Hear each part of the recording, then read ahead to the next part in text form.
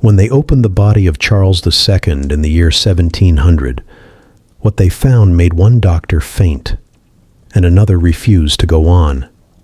His heart was the size of a peppercorn, his brain shriveled like a walnut, his organs, blackened, twisted, and quietly rotting, told a story centuries in the making. This was not just the death of a man.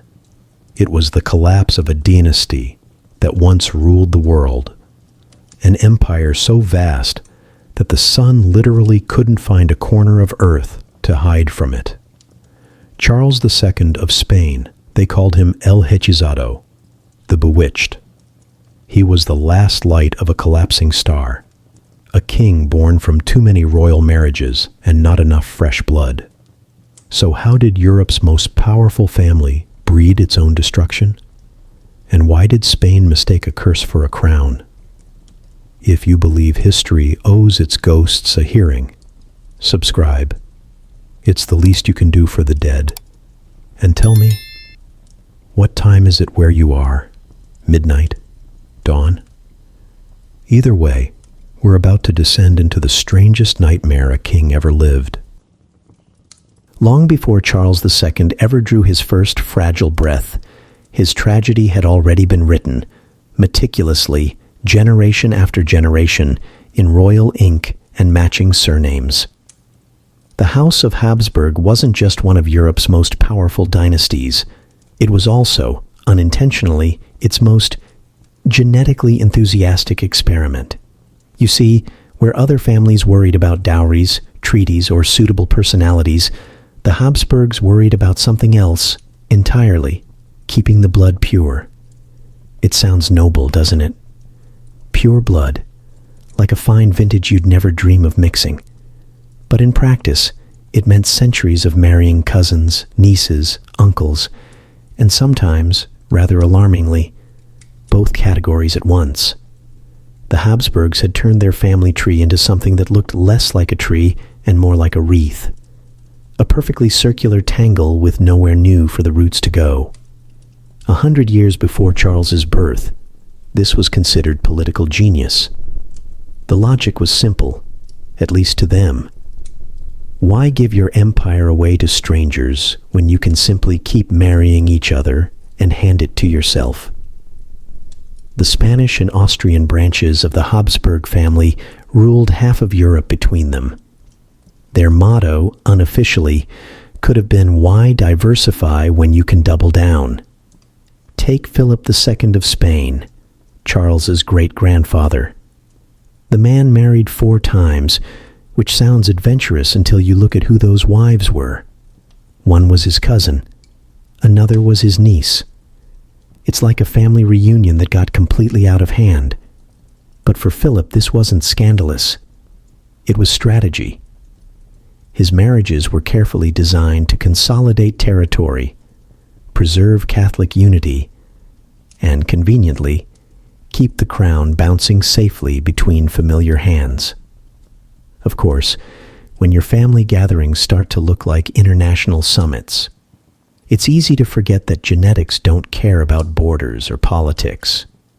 The Habsburgs treated their bloodline as sacred, untouchable, divine, something closer to gold than hemoglobin. Yet what they didn't realize was that every cousin they married was another coin flipped toward disaster. Every generation narrowed the gene pool until, by the time Charles arrived, there was hardly a pool left, just a puddle with royal expectations. Let's talk about the Habsburg coefficient, a term that would make any modern geneticist twitch. This little number measures just how inbred a person is. The likelihood that they'll inherit the same genes from both parents. Most of us hover comfortably around 0. Charles II's coefficient was around 0.25, which is the genetic equivalent of being born to your uncle and your aunt at the same time. His great-great-grandparents weren't just relatives, they were repeat characters. Entire branches of his family tree folded back on themselves like origami. But to the Habsburgs, this was the ultimate show of dynastic loyalty.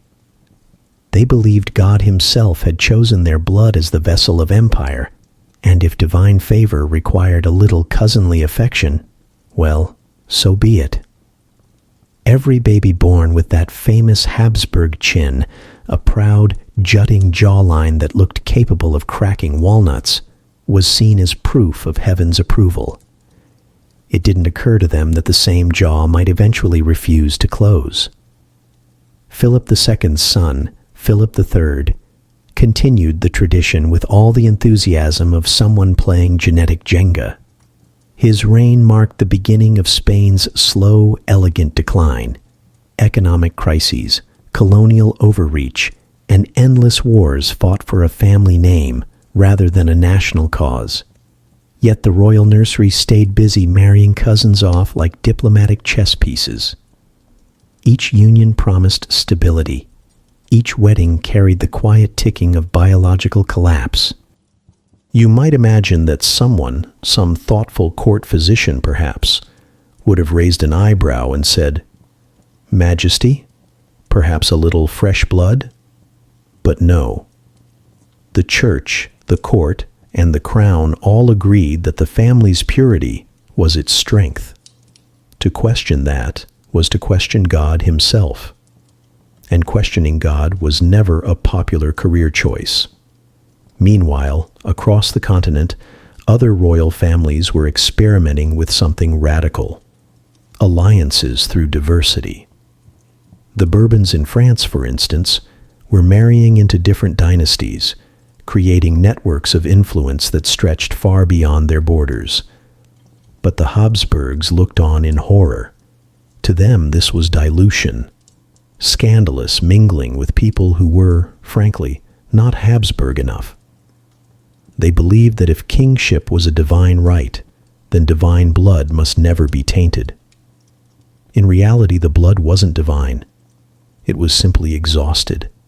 And by the late 16th century, nature began to hint that it had had enough. Infant mortality in the Habsburg family skyrocketed. Many royal children were born sickly, sterile, or disfigured.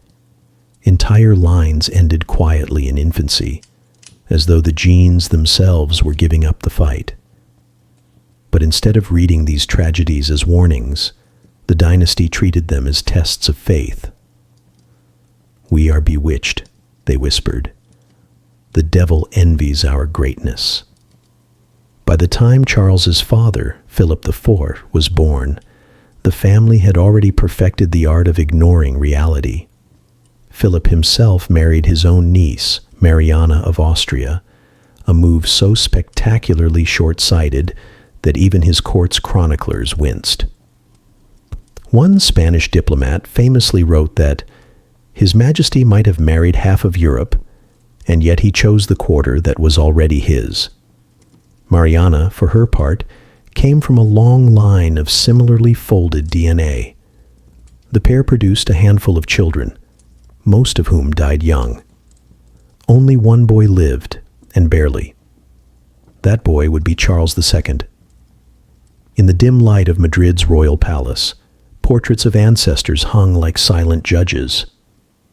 Each face bore that same unmistakable chin, the same heavy-lidded eyes, the same family resemblance that had become both a badge of honor and a curse. Imagine walking through those halls as a young heir, every painted gaze reminding you that you were not just born into greatness, but into expectation, into prophecy, into a lineage that could no longer sustain itself. When Charles was born in 1661, he wasn't the start of a story. He was the punchline to a very long and uncomfortable joke. Centuries of strategy had led to a single child who could barely stand, barely speak, and yet carried the weight of a world that once believed itself immortal. It's tempting now to shake our heads and call it arrogance, but there's something tragic about it too. The Habsburgs genuinely believed they were preserving God's chosen bloodline. They just never imagined that divinity, like everything else in nature, comes with a price for those who refuse to change. And so, As the 17th century dawned, Spain's royal cradle rocked under the strain of history's most exclusive gene pool. Behind the marble columns and velvet curtains, the nightmare was already growing, quietly, inevitably, cell by cell, each generation tighter until the womb would collapse in on itself. It was November 6, 1661, when the bells of Madrid tolled for joy. Inside the royal palace, Queen Mariana of Austria had just given birth to a son, fragile, silent, and far too still.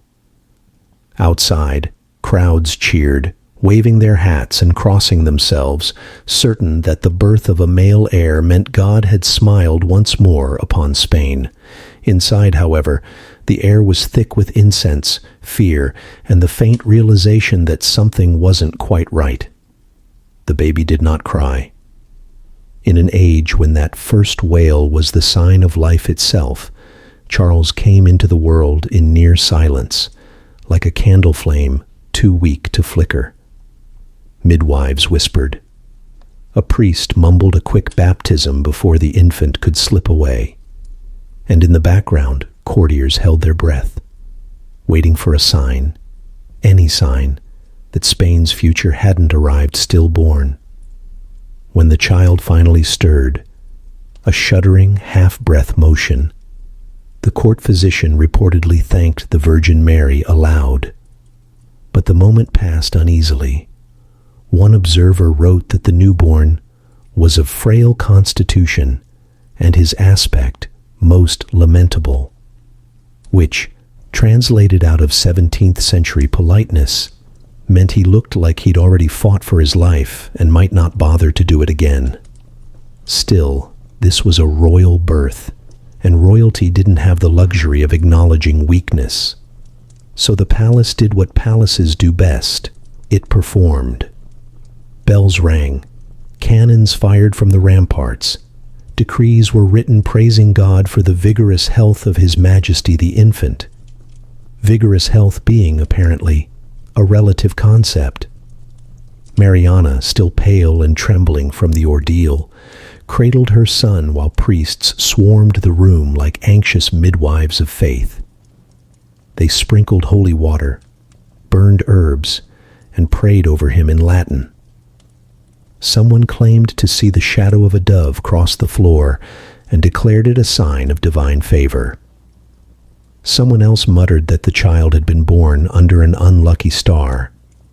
By the end of the night, both interpretations had made their way into official rumor. The first weeks were a blur of hope and panic.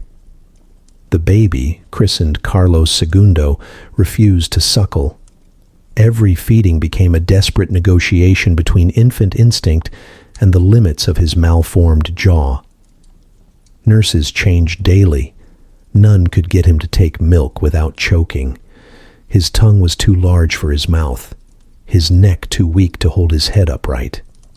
At times he would twitch and stiffen in his cradle, his small body convulsing as the nurse crossed herself and whispered prayers against possession.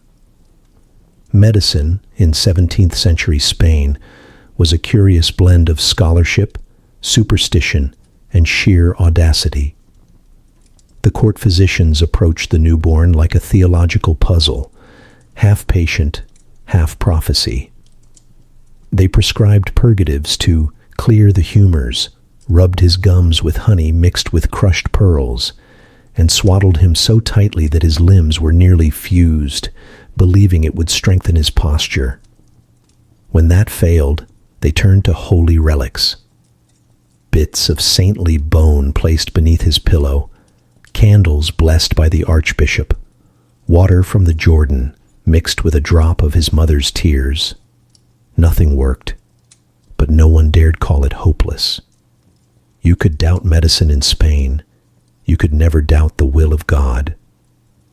By the time Charles reached his first birthday, he had survived more fevers than most soldiers did in a lifetime. Each time he pulled through, the court proclaimed it a miracle. His survival became a symbol of divine favor, a living rebuttal to the rumors that the royal bloodline was cursed. But miracles, as Mariana soon learned, are not the same as health.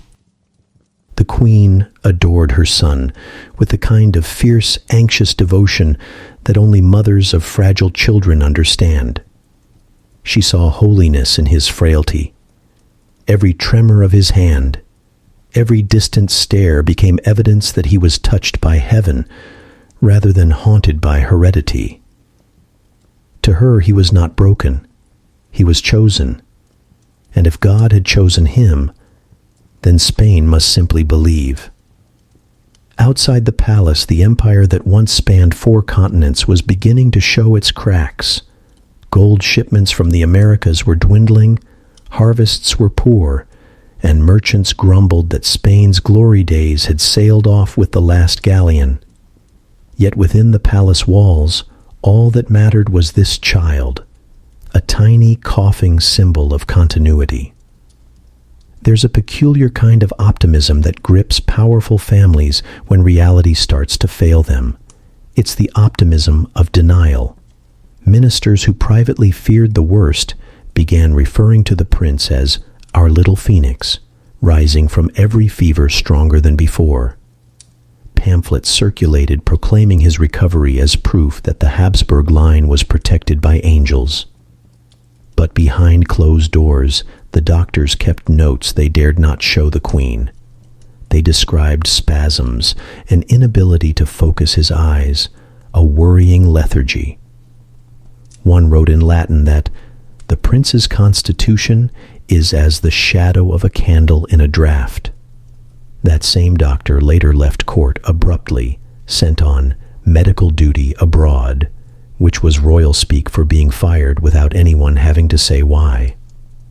When Charles turned 2, his father Philip IV hosted a grand celebration, less a birthday party than a declaration of survival. Tapestries were unfurled, choirs sang, and the frail toddler was carried into the hall to be displayed before the court. He blinked at the crowd, drooled slightly, and waved one limp hand before being whisked back to bed. The applause was thunderous. Spain, they said, had its king in waiting. From that moment, every faltering breath Charles took became a matter of state. His fevers were national emergencies, his recoveries, national holidays. The palace doctors grew bolder in their treatments, which included bloodletting, mercury tonics, and, on one particularly inspired occasion, applying the pulverized remains of a mummified saint to his gums. Mariana oversaw it all with maternal faith and a dash of political terror.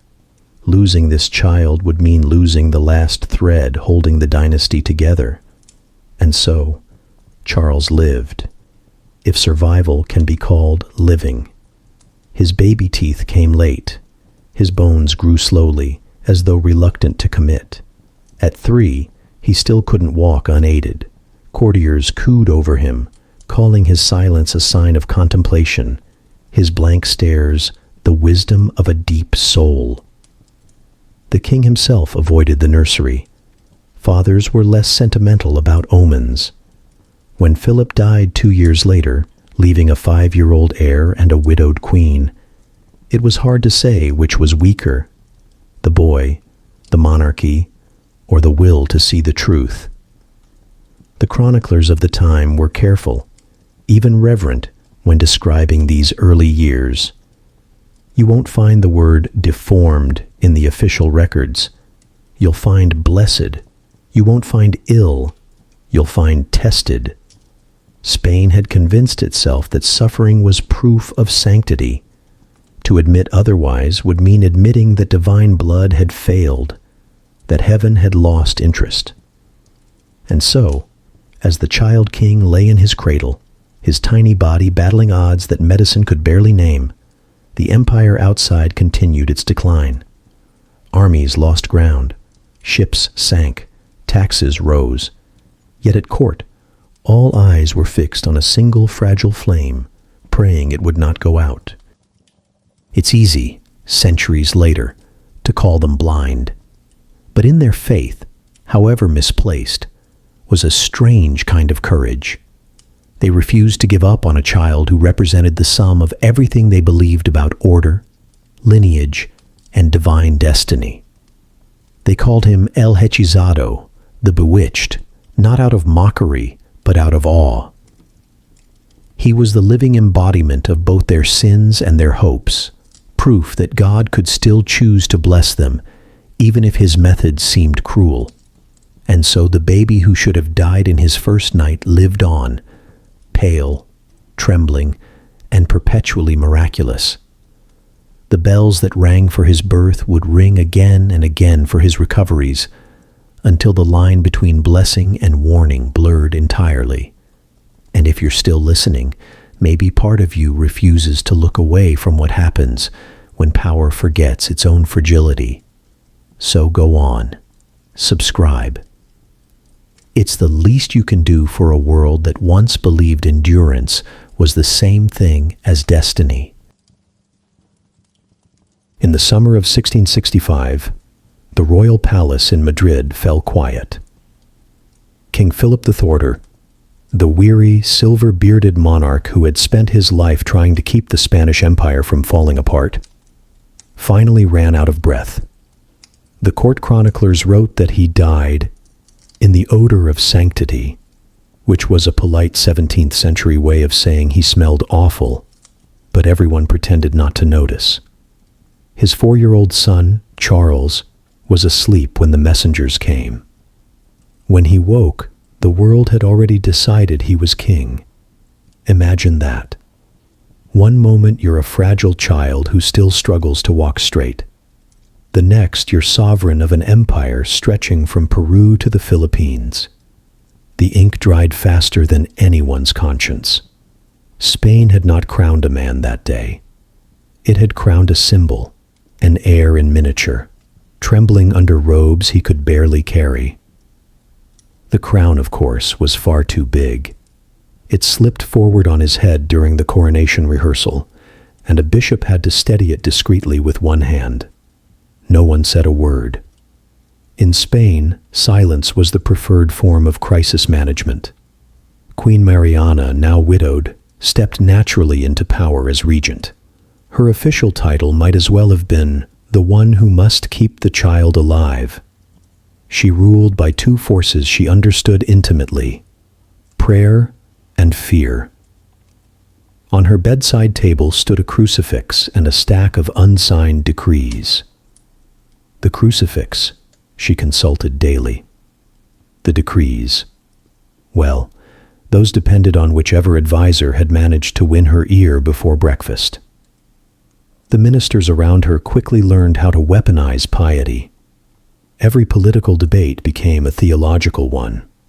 God favors this treaty, someone would say, and that was that. To disagree was to risk heresy. Spain's empire, once built on steel and silver, was now held together by superstition and paperwork. Outside the palace, the world was changing faster than Madrid could pretend to notice. The 30 Years' War had drained Spain of money and men. Famine crept across the countryside. The silver fleets from the New World arrived lighter each year, their holds stuffed not with treasure but with excuses.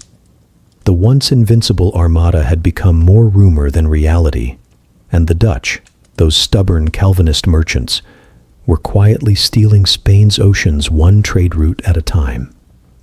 But inside the palace walls, time stood still, thick, perfumed, and drowsy. The air smelled of incense and damp velvet. Courtiers shuffled through endless ceremonies, bowing to a throne that contained a child who barely understood what a throne was. Charles's every movement became ritualized. When he sneezed, servants blessed him. When he blinked too slowly, they whispered prayers for strength. When he smiled, rarely, it was treated as a national event. He was surrounded by people who adored him publicly and pitied him privately. The boy's tutors taught him Latin phrases he could not pronounce. military exercises he could not perform, and etiquette he would never grow into. At lessons, he was praised for simply staying awake. When he forgot words or drooled mid-sentence, everyone pretended not to notice. Spain had entered a new political philosophy. If no one mentions the problem, perhaps it doesn't exist. The real business of empire continued in secret. Ministers met behind closed doors, drafting policies that would later be presented to the young king as simple yes or no questions. Charles, eager to please, would nod, or occasionally, if the question was phrased just right, grunt his approval. Congratulations. Spain had invented the world's first automated approval system. One might expect the court to show compassion for the boy, but compassion and politics rarely share the same room. Every nobleman saw him as an opportunity, a ventriloquist's dummy in divine clothing. The Queen's Austrian advisors pushed for alliances with Vienna. The Spanish grandees favored autonomy. Each faction claimed to act in Charles's name, and each blamed the others when things went wrong. The empire became a stage where everyone spoke for the king except the king himself. And yet, through all this theater, Charles was still a child, a lonely, bewildered child living in a world where affection was ceremonial. He had toys, of course, but most were replicas of adult things: miniature swords, tiny cannons, an ivory throne built to scale. The concept of play seemed foreign to him. One visiting French diplomat wrote that the boy regards all laughter as suspicious. It's hard to blame him. When your every giggle can be interpreted as divine revelation or political weakness, you learn to keep a straight face. He spent his days wandering the palace corridors, trailed by nurses and priests, sometimes stopping to stare at portraits of his ancestors.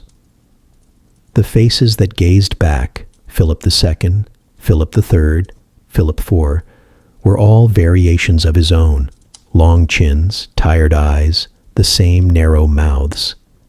It must have been like growing up inside a hall of mirrors, every reflection reminding him that his life wasn't entirely his own. Meanwhile, outside those heavy palace gates, Spain's empire continued to wobble.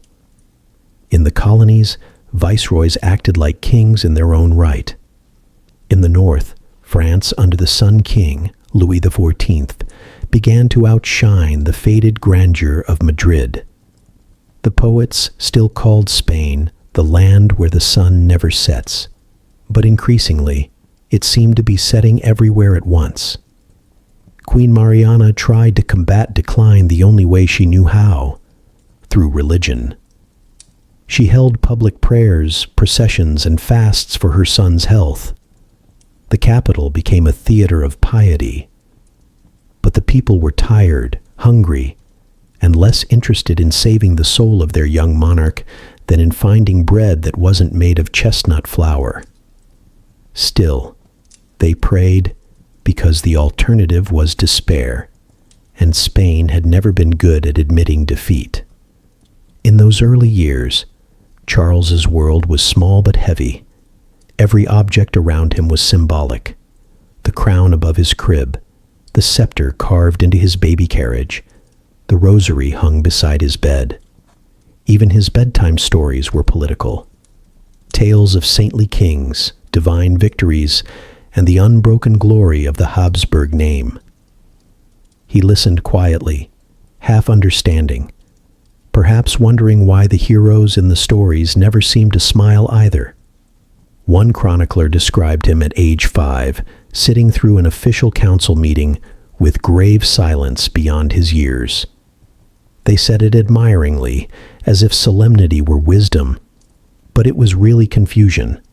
The boy didn't know why men twice his height kept kneeling before him, or why they looked relieved when he said nothing at all. And yet, amid all this stillness, there was a strange kind of peace. In those rare moments when the courtiers weren't hovering, Charles would watch the light drift across the marble floors of the Escorial palace, tracing its slow journey like a secret map. Perhaps, for those few unguarded minutes, he was simply a boy again. Before the lessons, before the crown, before the empire began demanding that he be more than he could ever be. But peace never lasted long in Spain.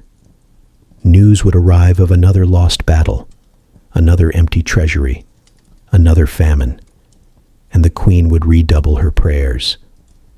Every misfortune was blamed on the enemies of the faith, which conveniently meant anyone who disagreed with her. The ministers took turns whispering advice like penance, and the empire kept limping forward under the steady weight of denial. By the time Charles reached his 8th birthday, he was king in name and prisoner in practice. He couldn't play in the palace gardens without half the nobility following him like nervous chaperones. He couldn't touch his food before a priest blessed it. Every gesture, every glance, every word he managed to form was interpreted, recorded, and explained by others. A human life had become a state document.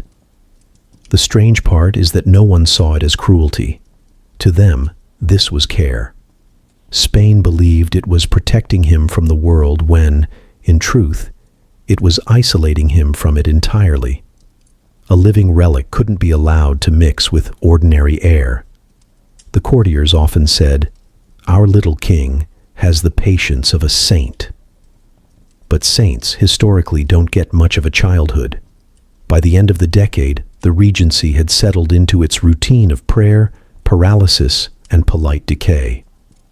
Spain's fortunes continued to slide, but in Madrid, ceremony remained unbroken. And at the heart of it all sat the boy who would never truly rule the empire that ruled him. The child who was worshipped instead of understood. The king who was bowed to by everyone, but never played with anyone. The boy learned early that crowns can be cages. There are moments in history when an empire doesn't fall with a bang. It simply exhales and forgets to inhale again. By the mid-1600s, Spain was that empire.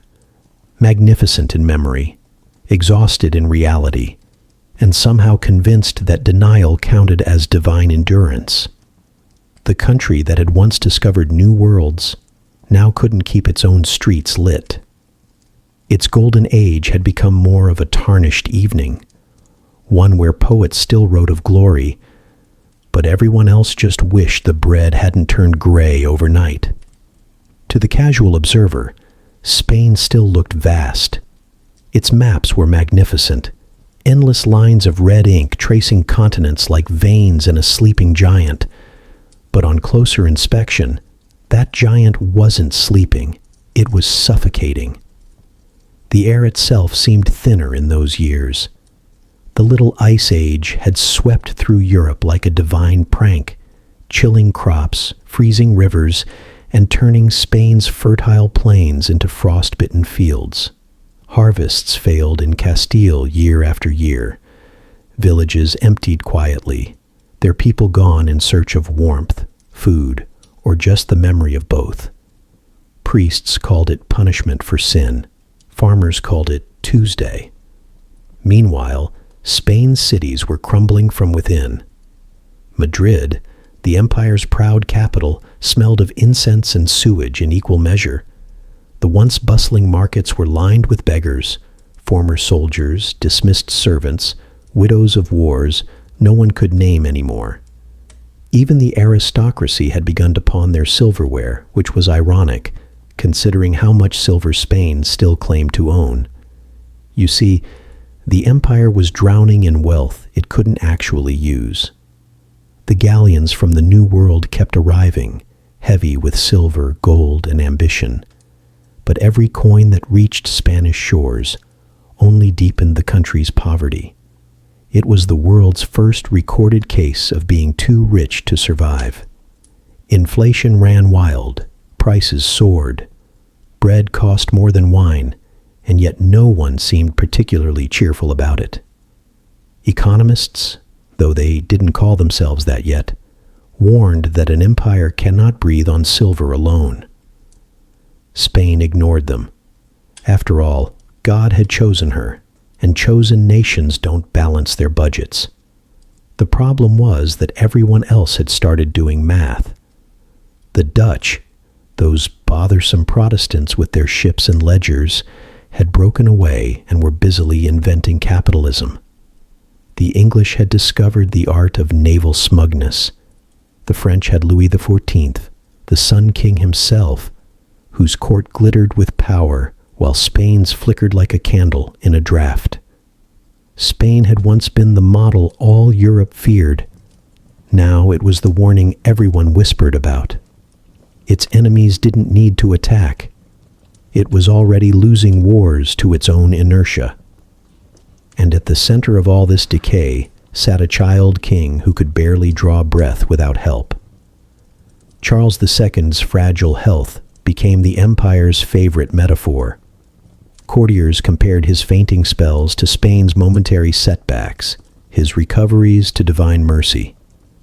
Each time he caught a fever, the stock value of Spanish optimism plummeted. The royal doctors, bless their medieval hearts, treated both patient and nation with the same approach, a mix of prayer, leeches, and denial. When Charles wheezed, they prescribed air from the mountains. When Spain wheezed, they prescribed more colonies. Neither cure worked particularly well. There's a record of one nobleman who, upon seeing the young king's pale, breathless face, remarked, "He is the living Spain." He meant it as a compliment. In hindsight, it reads more like prophecy. Because the truth was, the Spanish Empire had built itself on a kind of divine asthma, each expansion a gasp, each victory a held breath that never quite exhaled. For a while, faith had been enough to keep the chest rising. But now, faith itself was winded. The irony, of course, was that the very thing that had made Spain great was the thing that was killing it, its appetite for glory. The silver from the Americas had once funded cathedrals, armies, and paintings that shimmered like sunlit gold. But it also built dependency. The empire forgot how to earn wealth. It only knew how to extract it. And extraction, by nature, is not a renewable act. By the late 1600s, Spain's colonies were restless, its fleets unreliable, and its debts astronomical. The crown borrowed money faster than it could count it, mortgaging tomorrow to survive today.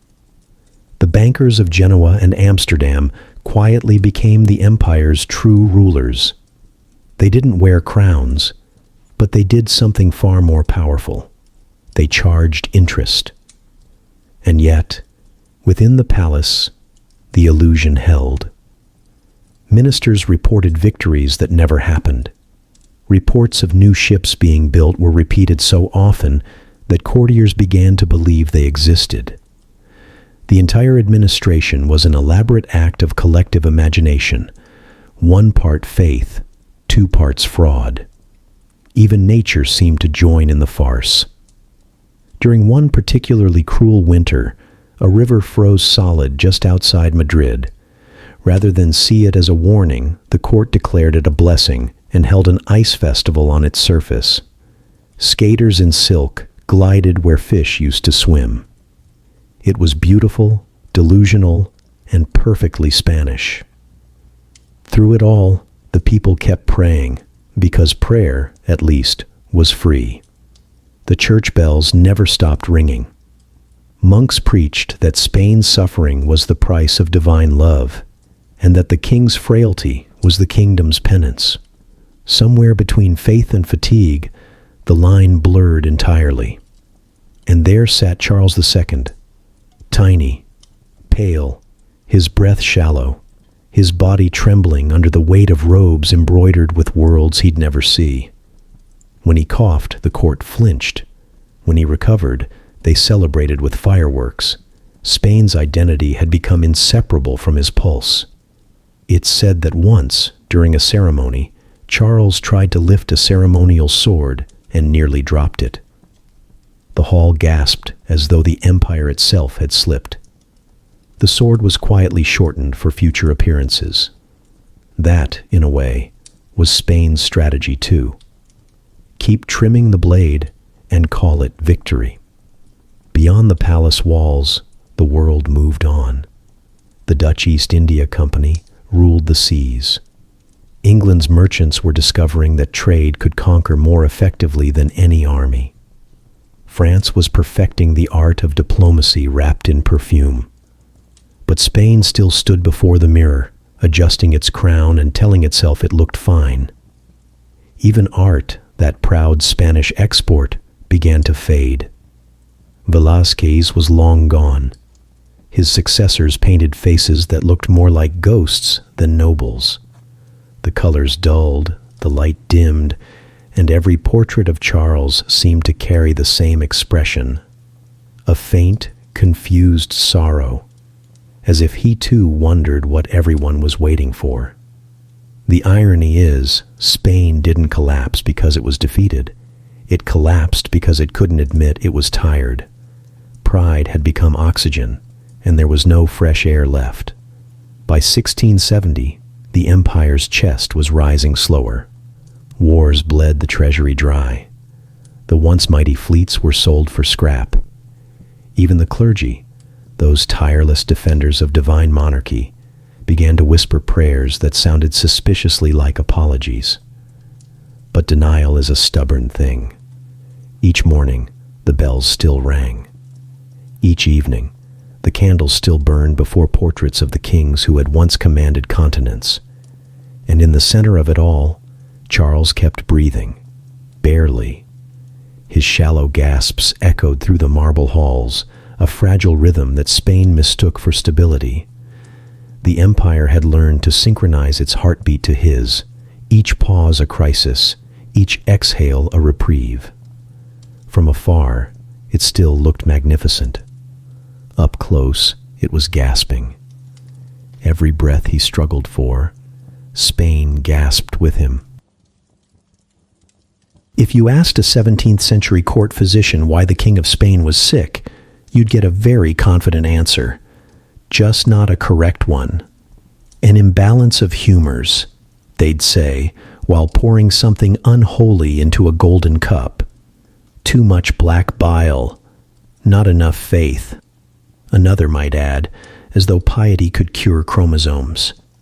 To be fair, medicine back then was half theology, half improvisational theater, and Charles II, poor soul, gave them plenty of material.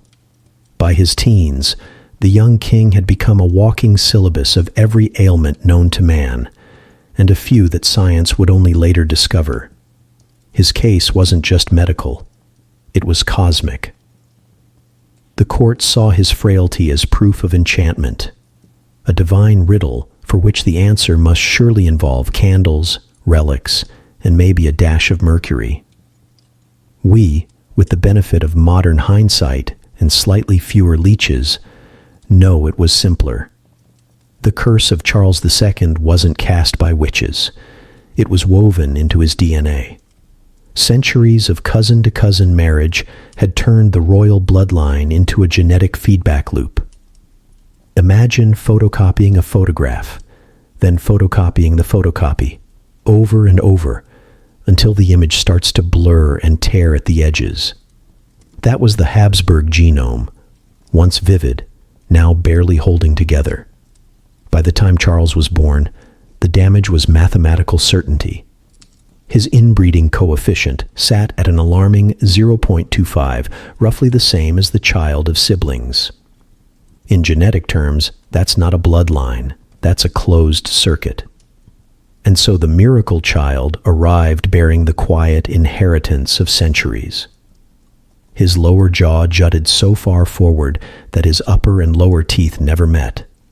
It gave him that unmistakable Habsburg profile, heroic on coins, tragic in person. Eating was a daily ordeal. Courtiers reported that he swallowed food whole because chewing was impossible. The same deformity enlarged his tongue, making speech slow and slurred. His tutors pretended to understand him. His secretaries became experts in royal charades. His skull was disproportionately large. The result, historians suspect, of hydrocephalus, fluid pressing on the brain. That constant pressure may have caused his headaches, seizures, and what his doctors politely described as periods of absent thought. The poor man was essentially living in a body that nature had abandoned mid-construction. Still, in the 1600s, no one used words like genetic or neurological. Those were terms from a distant future. Back then, a malformed jaw was not the result of DNA. It was the mark of the devil, or perhaps of divine testing. A swollen tongue meant possession. Weakness was interpreted as purity. Medicine had no microscope, only metaphors. It's almost darkly comedic to read the doctor's reports now. One suggests that the king's melancholy might be caused by a chill in the stomach vapors. Another prescribes the ashes of burnt toad mixed with wine to harden the humors.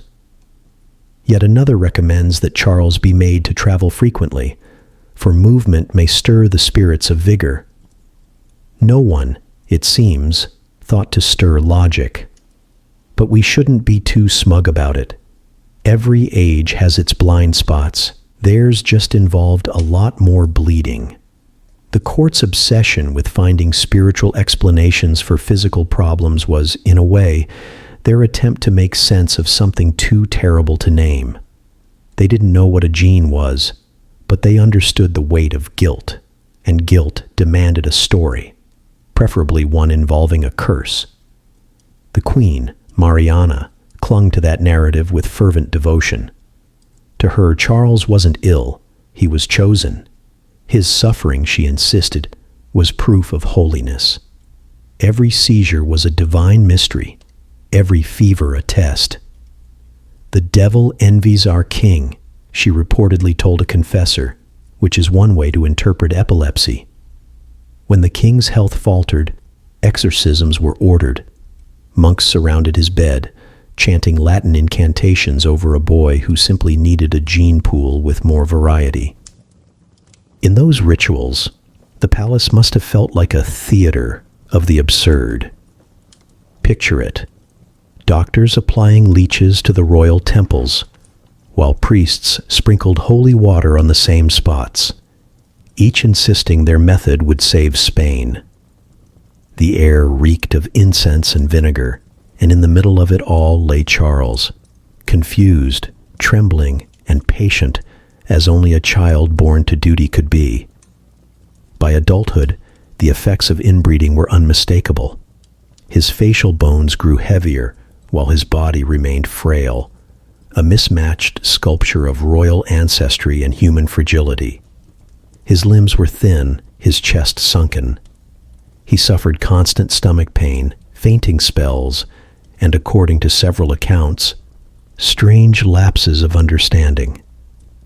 One doctor noted he could not tell the difference between the sign of the cross and the act of waving goodbye. There's also the matter of fertility, or rather, the lack of it. Charles married twice and produced no heirs. The court blamed witchcraft. The physicians whispered about deficient seed. Modern science, with its cold precision, would later diagnose testicular atrophy and hormonal imbalance. In the 17th century, however, this was not something one mentioned over supper. Instead, priests were summoned to bless the royal bedchamber before each attempt at conception. Spain, it seemed, was trying to pray its way past biology. His illnesses piled upon one another like unpaid debts. Rickets, chronic infections, migraines, digestive disorders. The list reads like a catalog of royal misfortune. The miracle wasn't that Charles was sick, it was that he was alive at all. Contemporary reports describe him as melancholy and amiable, which is historians speak for quiet and tragic. He was said to have moments of lucidity, even tenderness, an ability to sense the discomfort of others, perhaps because he lived inside it himself. And that, maybe, is the most haunting part. Beneath the myths and medical charts was a man, a human being born into a nightmare of ancestry and expectation. He knew he was different. He saw the pity in people's eyes. One ambassador wrote that Charles looks upon himself with horror, as though the mirror were his greatest enemy. For all his divine titles, Most Catholic Majesty, Defender of the Faith, he remained a prisoner of his own reflection. It's easy to mock the Habsburgs now, to see their lineage as a cautionary tale of aristocratic arrogance. But in their defense, they truly believed they were preserving perfection. What they didn't realize is that perfection, when hoarded, becomes poison. The same logic that made them powerful, the idea that divine blood should never mix, was the very thing that doomed them. Centuries later, geneticists would examine the family records and confirm what superstition had only guessed. The Habsburg line had indeed bred itself into extinction. Recessive traits had found their perfect playground. In a way, nature had simply balanced the scales. The empire that refused to share its bloodline eventually couldn't share its future. And yet, amid all the irony, there's something undeniably tragic about Charles II. He was both the victim and the symbol of an age that confused holiness with heredity. The doctors couldn't save him because they didn't understand him. The priests couldn't heal him because they sanctified his pain. And the world around him, an empire that had forgotten how to breathe, mistook his endurance for divine proof. In the end, the so-called curse of the bewitched king wasn't supernatural at all. It was science waiting to be discovered, tragedy waiting to be named, a miracle by title, a tragedy by biology. There are few sounds in history quieter than a dying empire pretending everything is fine. In the royal palace of Madrid, that silence was deafening. The air was thick with incense, the kind meant to disguise unpleasant smells, though in this case it was disguising something more existential. Courtiers glided through corridors like well-trained ghosts, their whispers echoing between walls hung with portraits of ancestors who still looked healthier than the living king. Charles II's court was not a government. It was a theater, and the lead actor didn't know his lines. The ministers, bishops, and hangers-on played their parts with religious precision. They bowed in perfect rhythm, spoke in hushed reverence, and signed decrees with the steady confidence of men who knew the king would never read them. Officially, Charles was ruler of one of the largest empires on earth, stretching from the Philippines to the Americas. In practice, he was more of a decorative centerpiece, a golden symbol of divine continuity placed at the center of a very expensive dinner table. The regency of his mother, Queen Mariana, had taught the court a valuable lesson. Power is safest when it hides behind piety. Even after Charles reached adulthood, that lesson stuck. Decisions weren't made in the throne room. They were made in side corridors, whispered between rosaries and folded fan gestures. The king's signature was added afterward, usually with assistance. His hand, trembling and uncertain, guided by a secretary who murmured, "Yes, Your Majesty, just there." There's a description from a Venetian ambassador that captures it perfectly. "The court of Spain," he wrote, "is a place where everyone acts as if the king were listening, even when he is asleep." And he wasn't exaggerating. Charles often sat through hours-long councils of state, his wide, tired eyes darting from one minister to another as they debated matters of war and diplomacy far beyond his understanding. When a decision was required, he'd nod or occasionally blink, and the issue would be declared settled. No one dared question the wisdom of his silence. It was, after all, the silence of a king. Every performance requires rehearsal, and this one was no different. Courtiers developed the art of phrasing questions so that the expected answer could be delivered by gesture alone. "Your Majesty approves of peace, does he not?" they'd say, with the word peace dragged out just enough to make a nod convenient. The documents were signed, the decisions made, and the illusion preserved. To visitors, the system seemed absurd, but to Spain, it was normal. The country had learned to treat dysfunction as divine mystery.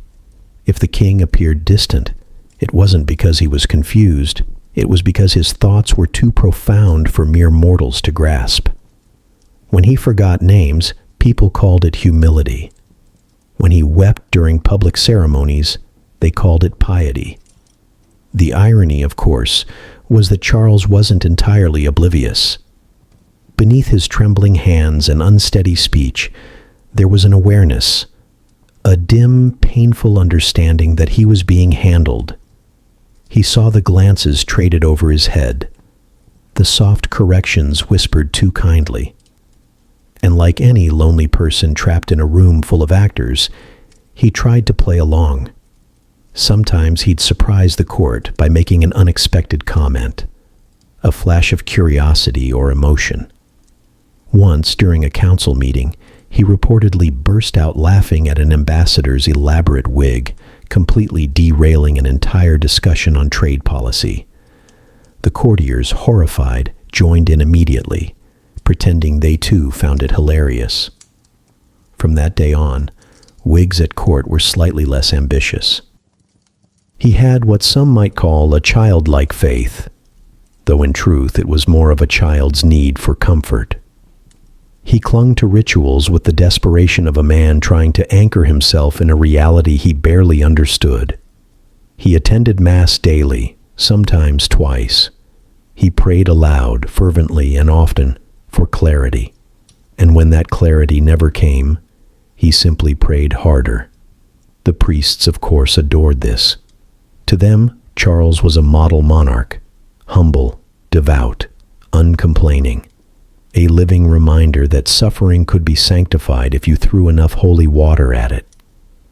They encouraged his self-doubt, telling him that every misfortune was proof of his spiritual importance.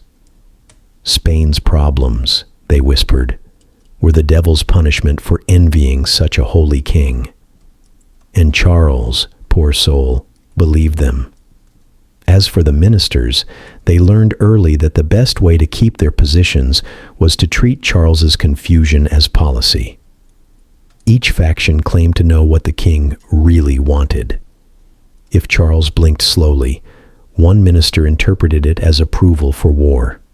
If he sighed, another took it as a plea for peace. Spain's foreign policy for a decade could probably be mapped by his respiratory patterns. Meanwhile, outside the palace, the empire continued its slow descent into bureaucratic delirium. Letters from colonial governors arrived months late, complaining of shortages, revolts, and corruption. By the time those letters reached Madrid, everyone involved was either dead or promoted. And still, the king's seal was stamped on each reply, as if divine wisdom were traveling back across the sea. The palace itself became a physical metaphor for the monarchy, beautiful, vast, and suffocatingly ceremonial. Every room was designed for deference. The courtiers bowed so often that some developed what one ambassador wryly called the royal stoop. Servants polished marble floors until they could see their own reflections and avoided eye contact with them, just in case humility wasn't shining enough. And through all of it, Charles drifted like a ghost in a gilded cage. When he walked through the halls, people froze, partly from respect, partly from uncertainty about whether they were supposed to speak. Conversations resumed only after he passed, each whisper punctuated by the sound of his soft, labored breathing. He was treated not as a man, but as a relic. Everything he touched was sacred by proximity. One courtier even kept a handkerchief the king had sneezed into, convinced it would bring him luck. It didn't. There's a kind of loneliness that only power can produce, a loneliness born not from isolation, but from performance. Charles lived surrounded by hundreds of people who bowed to him daily and spoke for him hourly, yet none of them ever really saw him. He existed as an institution first, a person second, and a human being never. Occasionally, small moments of rebellion flickered through the fog. He'd refuse to eat when pressured. He'd lock himself in the chapel for hours, emerging with tears on his face and a look of quiet defiance, as if faith were the only thing he could control. Once, when a minister gently corrected his speech during a public address, Charles reportedly stared at him for several long seconds and said, "Then you say it." It was the most honest act of leadership of his reign. Still, even defiance was absorbed into ceremony. The next morning, a pamphlet circulated claiming that the king's silence in council was an expression of divine contemplation. Spain's propaganda machine was nothing if not efficient. By the 1680s, the system had become self-sustaining. Ministers governed in his name, the clergy prayed in his honor, and the people dreamed on his behalf. The king no longer needed to act, speak, or think. His existence alone was proof that Spain still had a monarch, and that was enough to keep the illusion alive. And perhaps that's the saddest truth of all. He wasn't keeping the empire afloat. The empire was keeping him alive. A boy raised to be sacred, now grown into a man too holy to be human. A court that bowed to its own reflection. A government that mistook ritual for reason. The empire no longer needed its king to think, only to exist. History is rarely kind to royal brides, and few fates prove that more cruelly than Marie-Louise of Orléans, the girl who left behind the glittering chandeliers of Versailles for a marriage that felt more like a funeral. When she first arrived in Madrid in 1679, she was 17, bright, French, and heartbreakingly alive. Her cheeks carried the soft flush of youth. Her laughter, a melody that belonged to sunlit gardens and dancing fountains. The Spanish courtiers, in their dark velvet and stiff collars, greeted her like a miracle wrapped in silk. They bowed, murmured blessings, and promptly began to mourn her. They had seen too many foreign princesses fade in that palace. Versailles had sent a rose into a mausoleum. Marie-Louise was the niece of Louis XIV, the Sun King himself, and nothing could have prepared her for Madrid's darkness, literal and otherwise. The Spanish court was devout, humorless, and smelled perpetually of candle wax and damp stone. The women wore black even at weddings. The men bowed more than they spoke. Even the air seemed heavy with incense and unspoken grief. In France, she had been raised on laughter and ballet. In Spain, she was forbidden to smile too much in public because it might appear unchaste. Her only real joy came in riding, galloping through the palace grounds, her horse kicking up clouds of dust that looked for a moment like freedom. When courtiers scolded her for the unseemly habit, she reportedly replied, "I cannot gallop in heaven, so I shall do it here while I can."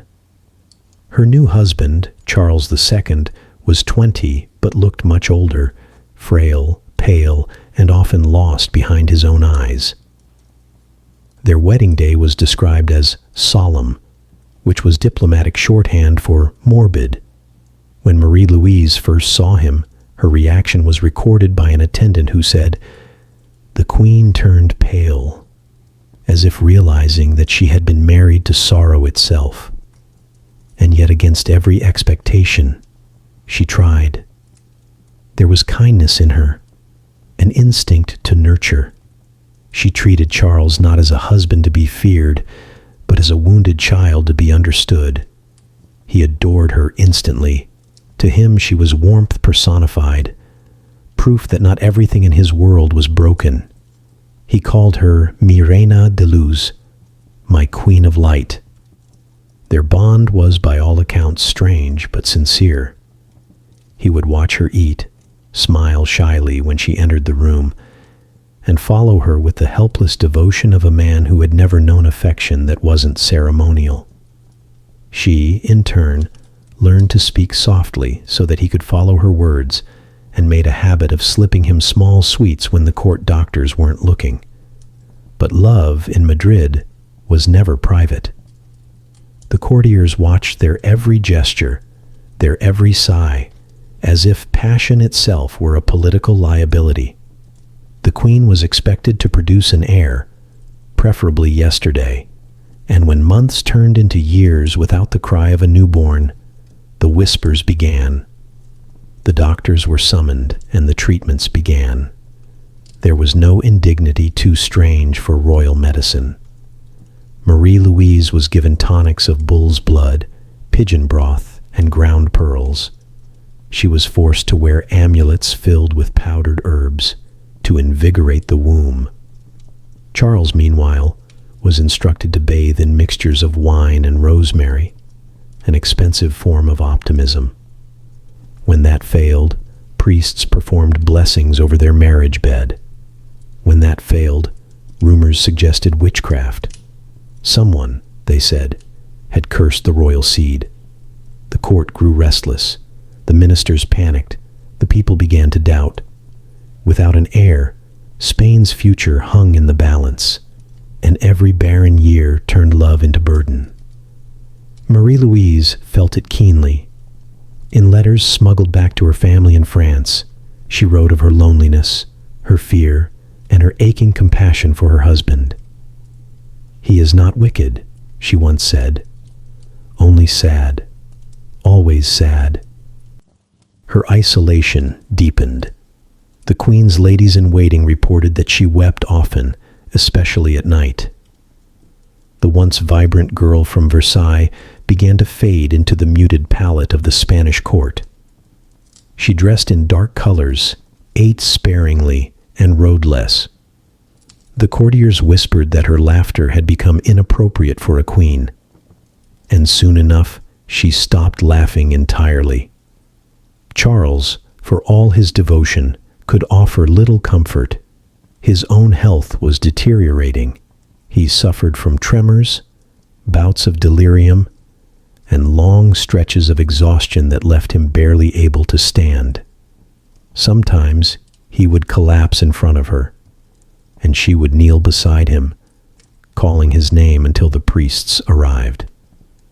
Theirs was a love stitched together by pity and endurance, tragic, childlike, and doomed. When she fell ill in 1689, the palace was thrown into panic. The symptoms began suddenly: stomach pains, vomiting, fever. The doctors, in their infinite 17th century wisdom, diagnosed everything from vapors of the womb to melancholy of the spleen. The remedies were as gruesome as they were useless: bloodletting, purges, enemas, even a concoction of powdered coral and holy oil. Within days, her condition worsened. Some said she'd eaten too many figs. Others whispered poison. The truth was probably simpler: appendicitis, untreated and unstoppable. But in Madrid, truth was rarely allowed to compete with superstition. When she died at the age of 26, the city bells tolled for 3 days. The courtiers wept publicly, as was required, but in private, Some sighed in relief. The queen was gone, and with her, the painful reminder of the empire's infertility. Charles, however, was inconsolable. Witnesses said he locked himself in his chamber, refusing food, light, or company. He ordered her rooms left untouched. Her riding clothes hung neatly by the window, where the sunlight still fell. He spoke to her portraits as if she could still hear him. One servant claimed that he often wandered the palace at night, murmuring prayers to bring her back. In one of his few coherent moments after her death, Charles told his confessor, "God has taken from me the only thing that was mine." For once, even the priests had no comforting reply. Her body was entombed in the royal crypt beneath El Escorial, surrounded by centuries of kings and queens who had all believed their line would never end. And yet, with her passing, the Spanish crown's last chance at continuity dimmed like a candle burned too long. Marie-Louise had been the foreign light in a darkened court, the laughter in a house that had forgotten what laughter sounded like. And when she died, something in Charles broke that would never mend. He stopped smiling. He stopped praying. Even the ceremonies that had once defined his life now seemed hollow. The courtiers continued their rituals, the empire its decline, but without her, the king's heart had gone quiet. The French called her La Pauvre Reine, the poor queen. The Spanish called her La Santa, the saint. History remembers her as both, the princess who brought light to a dying world only to be swallowed by its shadows. Spain lost its queen, and Charles lost his last light. And if you're still here, listening in the dark with them, maybe you understand what it means to watch something beautiful fade. So go on, subscribe. It's the only kind of loyalty history still rewards. When Marie-Louise died, Spain mourned in black velvet and candlelight. The bells tolled, the priests wept, and within a few months, everyone began whispering the same thing. The king must marry again. It wasn't out of romance, of course. It never was. It was survival. Spain was crumbling, and the crown needed an heir, someone, anyone, to keep the dynasty breathing. The only problem was that the king's body, much like his kingdom, was no longer taking orders. Enter Maria Anna of Neuburg. She was everything the first queen hadn't been, sharp where Marie-Louise was soft, calculating where she was kind, and most importantly, Austrian. Her family had a reputation for fertility that could practically be weaponized. One of her sisters had given birth to 10 children. That alone made her a political asset. Madrid saw her not as a bride, but as a breeding experiment. When the proposal arrived, Maria Anna accepted with the brisk enthusiasm of someone who understood the assignment. She had no illusions about love. This was power wrapped in lace. She left Vienna with a train of priests, apothecaries, and advisors, each sworn to protect Austria's influence at the Spanish court. When she arrived in Madrid in 1690, the contrast was immediate. Gone was the weeping French princess. In her place stood a woman with eyes like polished steel and a smile that could sign treaties. The courtiers, still draped in mourning, quickly realized the palace air had shifted. The candlelight no longer flickered. It calculated. Maria Anna wasted no time establishing herself as the power behind the throne. Charles adored her at first. He adored anyone who paid him attention.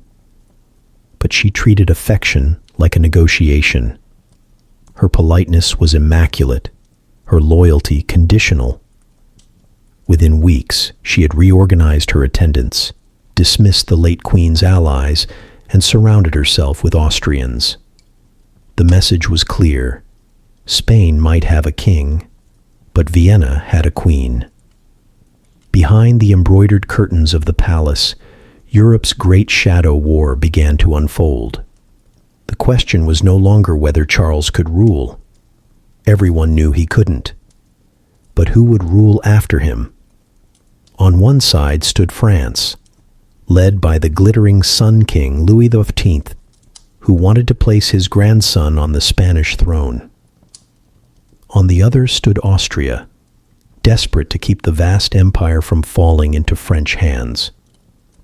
Maria Anna naturally played for Vienna. She spun her web with elegance. Ministers who once bowed to France found themselves mysteriously reassigned or accused of treachery.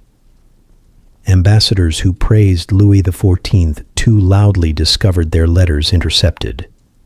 Even the palace confessors, men of the cloth, supposedly neutral, were carefully chosen for their political reliability.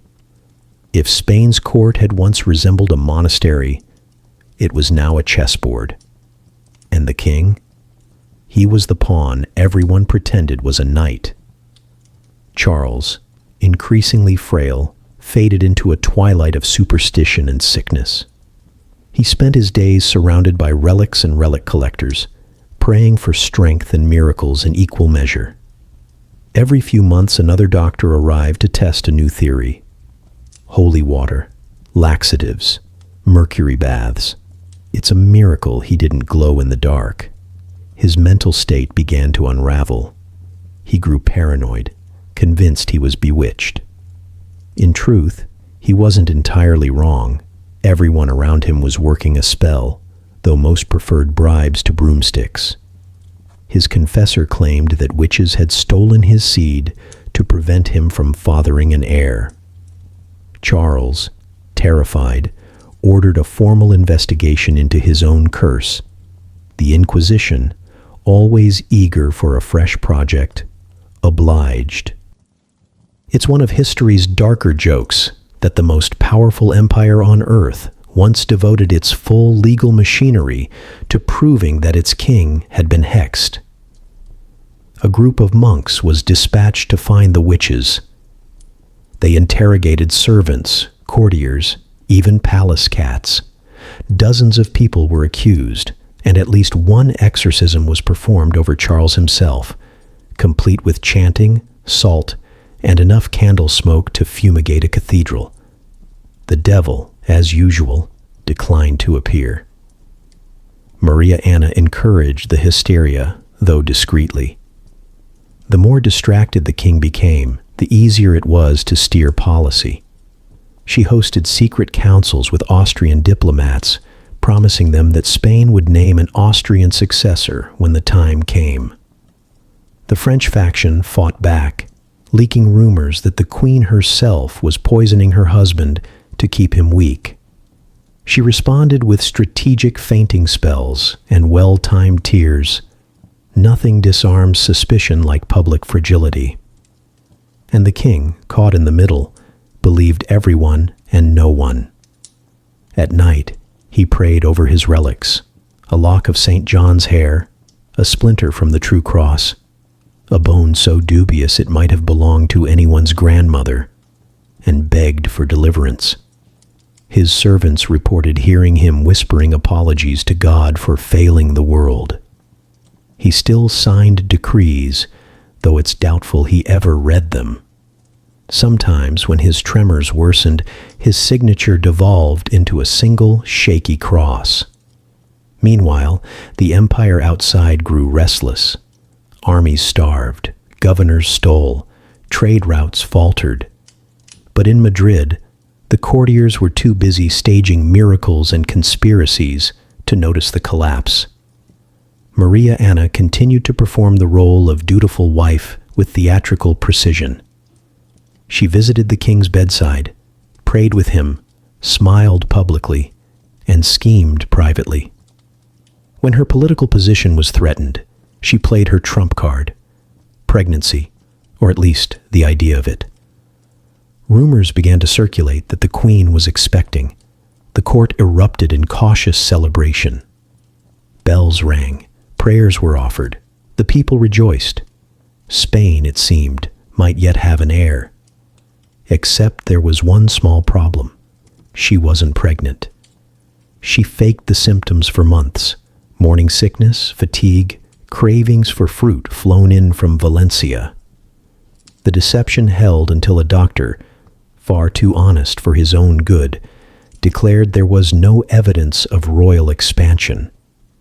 The pregnancy quietly disappeared from discussion, replaced by the usual mutterings of divine mystery. The child, one priest explained gravely, must have been assumed directly to heaven. It was theology's most creative miscarriage. Maria Anna survived the scandal, barely. Her enemies redoubled their efforts. The French faction, now emboldened, accused her of witchcraft, corruption, and treason. She responded with counter-accusations so elaborate they could have been operas. By now, the palace wasn't so much a court as a courtroom where everyone was both witness and defendant. The people, long since weary of the charade, stopped pretending to care who ruled. Bread was scarce, taxes high, and miracles suspiciously selective. The priests still told them to pray for their king's health, though most were starting to pray for their own. Charles, for his part, retreated further into faith. He fasted constantly, trying to purify himself of whatever curse he believed plagued him. His body grew thinner, his eyes more sunken. He was a man dissolving in slow motion, fading into the incense and shadows of his own court. By the late 1690s, Madrid had become less a capital and more a mausoleum with staff. Every whisper carried political weight, every confession strategic meaning. Ministers plotted in chapels, ambassadors bribed confessors. And somewhere, in the dim light of his bedchamber, the King of Spain muttered prayers that sounded suspiciously like surrender. The priests claimed the devil was at work. The truth was simpler. It wasn't Satan sharpening knives. It was everyone else. Behind every prayer at court, someone sharpened a knife. By the final decade of the 17th century, the Spanish court had turned into something between a hospital and a haunted house. The corridors smelled faintly of candle wax, wine, and whatever herbs the royal physicians were boiling that week. Charles II, now approaching 40, was alive, technically, but that seemed to be the only measurable success of his medical team. The doctors had long since abandoned science, not that they'd ever met it. They had entered the throw everything at the king and hope God likes something phase of their profession. His daily treatment plan read like the menu of an alchemist with no sense of restraint. On Monday, leeches. Tuesday, purgatives. Wednesday, mercury baths. By Thursday, they were just praying out loud. And still, every week, the same cheerful bulletins were issued to the public. His Majesty enjoys perfect health and takes daily exercise. What they didn't specify was that the exercise consisted of walking 20 feet between his chair and his bed, assisted by 2 servants and the Holy Spirit. It would have been funny if it hadn't been so grotesquely sad. The doctors, for their part, were terrified of honesty. To suggest that the king's condition was hopeless was to invite exile, or worse, demotion to treating bishops. So they invented progress where there was none. His Majesty's complexion has improved, one wrote, as Charles's skin turned translucent. His appetite returns, another announced, moments before the king vomited on the tablecloth. By then, medicine had begun its slow transformation in other parts of Europe. Across the Pyrenees, physicians were discovering circulation, anatomy, the idea that illness might come from something other than sin. But in Spain, the body was still a battlefield between God and the devil, and Charles's frail frame was their favorite arena. The clergy insisted his sickness was spiritual, not physical, a punishment, a curse, a cosmic test of endurance. The physicians nodded politely, prescribed holy water, and took notes on how to invoice the church. It was the only moment of cooperation between science and religion in the entire Habsburg century. And so the palace filled with relics, charms, and imported superstition. Splinters of the true cross hung above the king's bed. Bottles of Jordan River water lined the shelves. An amulet supposedly containing the breath of St. Francis was worn around his neck, an item which, you'll be pleased to know, was later proven to contain nothing but dust and wishful thinking. The line between doctor and priest blurred completely. They worked in shifts, the physicians by day, the exorcists by night. One would bleed the king while the other sprinkled salt on his wounds to keep the demons out. To them, pain was diagnostic evidence. If the treatment hurt, it was working. If the patient screamed, all the better, proof the devil was leaving. At one point, they ordered a full autopsy in advance, not on his corpse, mind you, but on his soul. A tribunal of theologians met to determine whether the king's suffering was a sign of sanctity or sin. After several weeks of debate, they concluded brilliantly that it was both. This was the era of the great royal exorcisms, ceremonies so elaborate that they could have sold tickets. The Inquisition, never one to miss an opportunity for spectacle, arranged them with the precision of theater directors. Charles would be carried into the chapel, pale as marble, surrounded by monks chanting psalms. Incense clouds filled the air so thickly that even the demons, if present, would have struggled to breathe.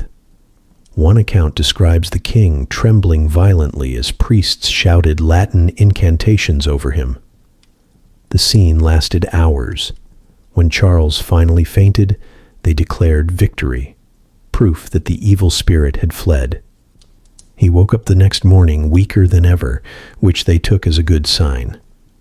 In 17th century Spain, worse was simply the prelude to better someday, probably.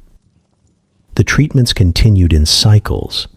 The holy water turned to vinegar, the vinegar to wine, the wine to mercury, the mercury back to holy water. It was less a medical regimen than an alchemical bingo card. Nothing worked, of course, but each failure was reinterpreted as progress. The king's patience is saintly, one confessor reported. Truly, his suffering redeems us all. By this point, even the common people had started to notice the irony. Madrid's taverns buzzed with jokes that would have gotten anyone executed a century earlier. If the king's doctors don't kill him, one said, the priests will.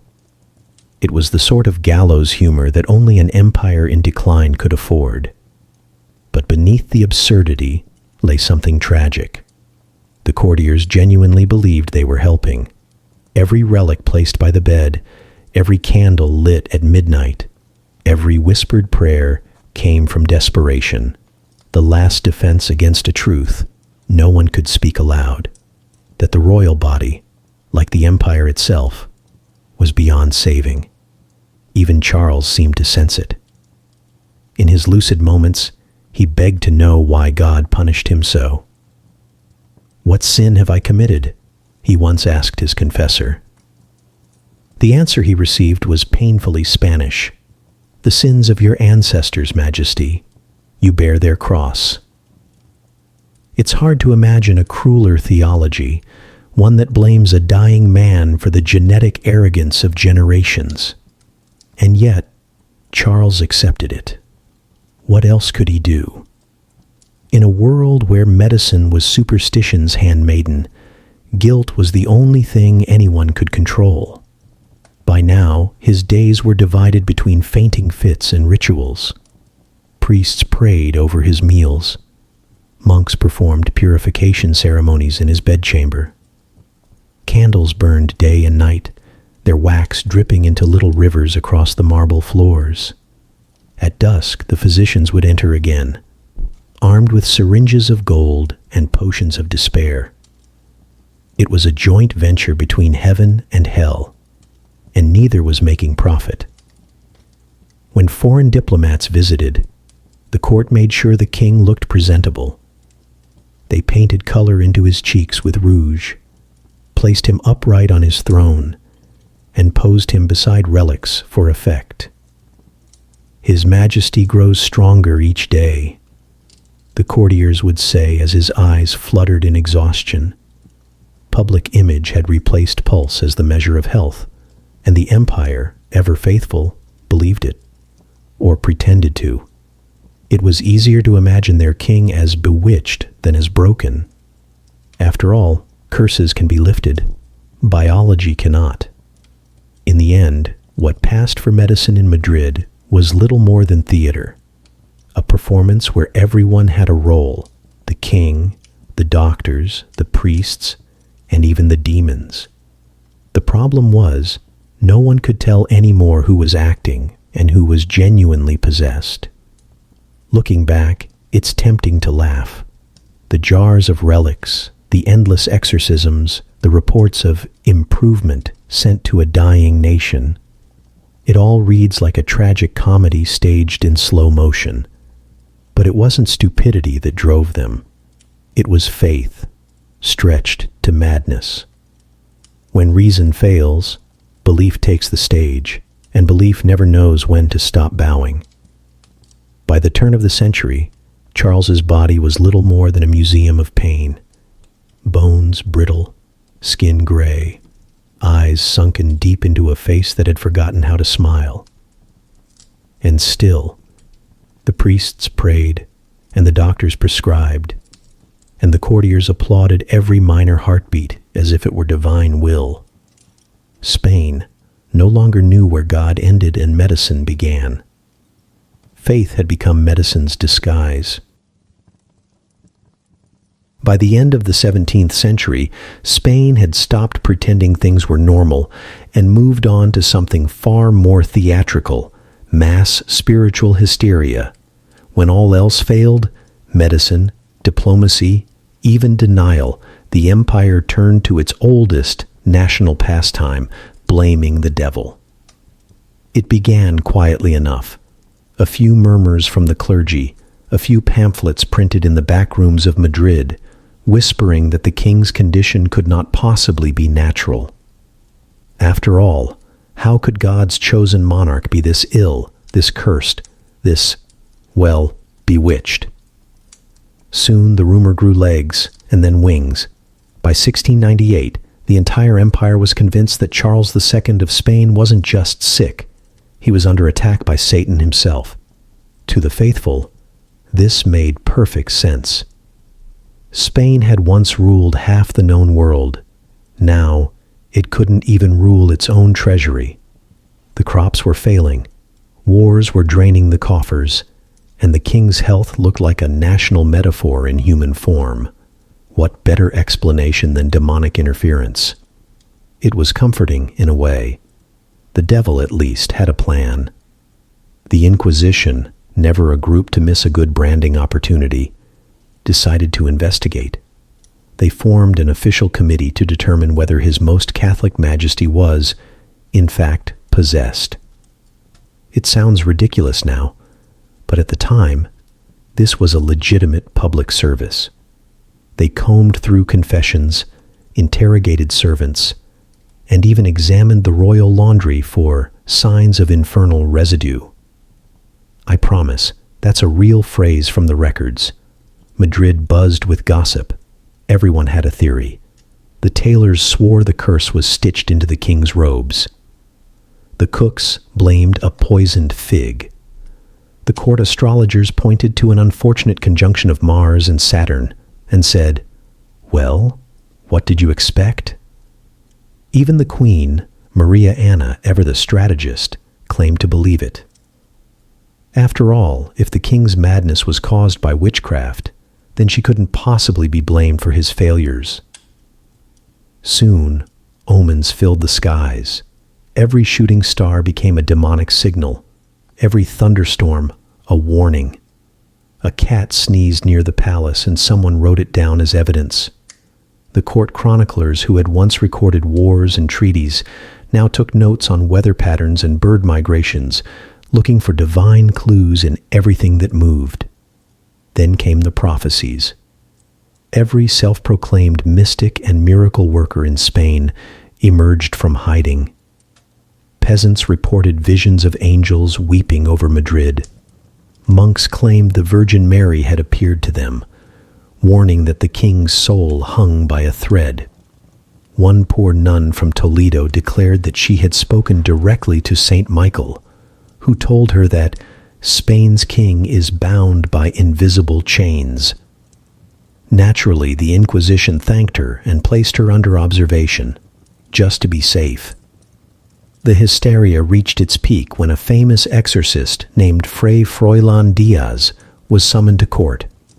He was a Dominican monk with the charisma of a showman and the confidence of a man who'd never failed to find a demon because he'd never looked for anything else. The Inquisition, always eager for spectacle, granted him permission to perform a spiritual investigation of the king. Diaz began his work with the diligence of a bureaucrat and the flair of a playwright. He interviewed servants, interrogated confessors, and cross-examined the royal physicians. Finally, he concluded that yes, His Majesty was indeed bewitched. The culprits? A cabal of witches who had hexed the king using a bewitched cup of chocolate. You can imagine the confusion in the kitchen. Immediately, the palace launched what can only be described as the world's least productive witch hunt. Chocolatiers were questioned. Maids were tortured. A court alchemist was accused of hiding a demon in his spice cabinet. When the dust settled, no one had been proven guilty, but everyone was a little more terrified. And that was the point. Fear was unity's last refuge. For one glorious year, Spain found something it hadn't had in decades, a common enemy. Not France, not England, not poverty, the devil. Citizens who had spent years complaining about famine and taxes now lit candles for the king's soul. Processions filled the streets. Priests carried relics through the capital, chanting prayers loud enough to drown out reason. Even the skeptics joined in. Doubt in that climate was dangerous. To question the curse was to question God's justice, and no one wanted to be the next person accused of handing out cursed chocolate. At the heart of it all, Charles sat pale and trembling, watching the country around him spiral into sanctified panic. He believed it, of course. He had to. When everyone you trust tells you you're cursed, belief becomes survival. He spent his days praying, fasting, and ordering more relics, because in Spain, holiness was the only medicine that didn't come with side effects. He reportedly asked one priest if he was truly bewitched. The priest, caught between honesty and unemployment, replied, "Majesty, if you are not, then Spain is," which for once was accurate. The king's exorcisms resumed in earnest. Relics were waved. Salt was sprinkled. Psalms were shouted at volumes that surely annoyed any self-respecting demon. Onlookers swore they saw shadows move, or candles flicker without wind. Some claimed the king's body trembled as the spirits left him. Others whispered that the trembling never stopped because the spirits never did.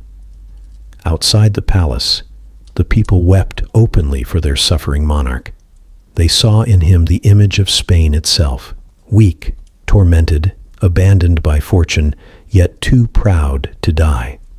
Charles had become both scapegoat and saint, the nation's agony given flesh. Painfully, absurdly, that faith bound them together. The nobles, the clergy, the peasants, all united in the shared conviction that their misery was holy. The devil had chosen their king, which meant God had chosen them. It was perverse, poetic, and unmistakably human. But unity built on fear has a short shelf life. The same hysteria that brought Spain together soon began tearing it apart. The Austrian faction accused the French faction of conspiring with witches. The French accused the Austrians of fabricating miracles. Ministers blamed confessors. Confessors blamed midwives. And everyone blamed the devil, who by now must have been exhausted from all the attention. Meanwhile, famine still stalked the countryside. Silver still vanished into foreign banks. And in Madrid, the palace burned incense over its own rot. There's something almost admirable about that level of collective delusion. When the body of an empire fails, the soul gets creative. They couldn't rebuild their ships or feed their people, but by heaven, they could organize a procession that would make angels weep. At one particularly grand ceremony, thousands marched barefoot through the capital, carrying icons and relics. The air shimmered with candlelight and the sound of prayers. Even the king was carried to the window, too weak to stand but still managing to lift his trembling hand in blessing. The crowd cheered as if they'd witnessed resurrection itself. For one brief moment, Spain believed again, not in reason, but in redemption. But faith, once bent by fear, never bends back the same way. Every new omen demanded another ritual, every whisper another witch. The people had learned to mistake panic for piety, and by the time the hysteria began to fade, Spain had spent its last reserves of faith trying to exorcise itself. In the end, Charles's supposed bewitchment did what no enemy army could. It united the realm in shared delusion, and in doing so, sealed its doom. Because when faith turns to fear, it demands a body to burn. And if you've stayed to watch the fire, maybe part of you knows how easily belief becomes smoke. So go on, subscribe. It's the least you can do for the ghosts still choking on the ashes. Empires don't collapse all at once. They unravel thread by thread, decree by decree, until what was once divine order becomes a very expensive mess. By the final years of Charles II's reign, Spain wasn't so much an empire as a ghost with paperwork. The wars had drained its veins, the debts had eaten its bones, and hunger, that quiet revolutionary, had begun its slow, methodical work. Across the countryside, fields lay fallow. Peasants boiled weeds for supper. Nobles pawned heirlooms to pay servants who hadn't been paid in years. Madrid streets echoed with the prayers of the desperate and the laughter of the mad, two sounds indistinguishable in an empire that still believed misery was proof of holiness. The court, of course, pretended not to notice. Pretending was, by now, Spain's chief export. The palace continued its ceremonies, its processions, its announcements of victories that hadn't happened. His Majesty's strength increases daily, declared one bulletin as the king's body visibly shrank inside his robes. Charles, once pale, was now almost translucent. His body, ravaged by disease, seemed to be giving up inch by inch, as if even his cells had grown tired of duty. He rarely spoke. He ate little. His eyes, those sad, watery eyes that had watched an empire decay, had sunk so deep into his skull that they seemed to be searching for another world entirely. The courtiers whispered about visions. They said he saw ghosts. His dead wife, Marie-Louise, his long-dead ancestors, even the Virgin Mary herself, all urging him to choose wisely when his time came. Whether those visions were divine or the side effects of years of mercury tonics, no one dared say. But Charles believed them, and belief, as Spain had already learned, was stronger than reason. Meanwhile, outside the palace walls, the vultures had begun to circle, both literal and diplomatic. Europe's great powers were already dividing Spain's corpse before it was even cold. France wanted it. Austria wanted it. England and the Dutch Republic wanted to make sure neither got it. The War of Spanish Succession hadn't yet begun, but its opening act was already being written on parchment and sealed with deceit. At the center of it all lay one frail man in a golden bed. Charles had no children, no brothers, no hope. The dynasty that had ruled Spain for nearly 200 years was about to end with a whisper. And the question that consumed Europe was simple: who would inherit the ruins? On one side stood the Austrians, led by Charles's own blood relatives, the Habsburgs of Vienna, who claimed the throne by birthright.